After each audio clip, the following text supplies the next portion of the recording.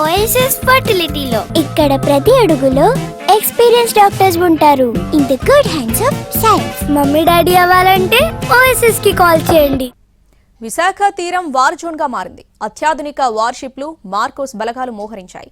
Fighter జెట్లు రణనినాదం చేయగా వందల అడుగుల ఎత్తు నుంచి పారాగ్లైడర్ల చాకచక్యంగా చేసే సేఫ్ ల్యాండింగ్ అయ్యారు.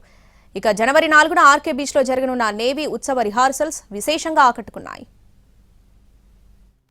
విశాఖ ఆర్కే బీచ్లో తూర్పు నావికాదళం యుద్ధ విన్యాసాలు ప్రదర్శించింది.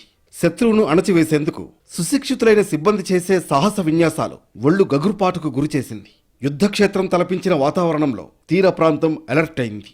ఫైటర్ జెట్ల రణనినాదం, యుద్ధ నౌకల సమర సన్నాహం, పెట్రోలింగ్ విమానాలు, యుద్ధ నౌకల యుద్ధ ట్యాంకులు, జలాంతర్గాముల విన్యాసాలు, రెస్క్యూ ఆపరేషన్లు, శత్రుస్థావరాలే లక్ష్యంగా బాంబు పేలుళ్లు, సముద్రంలో చమురు రిగ్ల పేల్చివేతలు, మెరైన్ కమాండోల సాహస కృత్యాలు, స్కై డైవింగ్ ఒకదాని వెనుక ఒకటి వార్ జోన్లో ఉన్న ఫీల్ కలిగించాయి.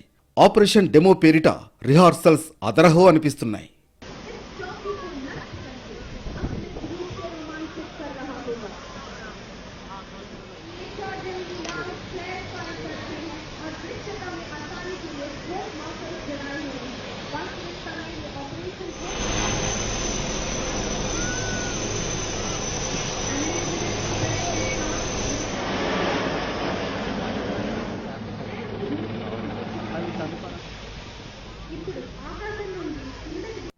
తూర్పు నావికాదళానికి విశాఖపట్నం వ్యూహాత్మక స్థావరం.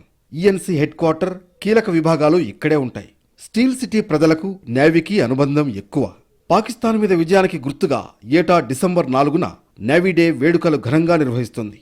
శత్రు దుర్భేద్యమైన రక్షణ వ్యవస్థ శక్తి సామర్థ్యాలను ప్రదర్శిస్తుంది.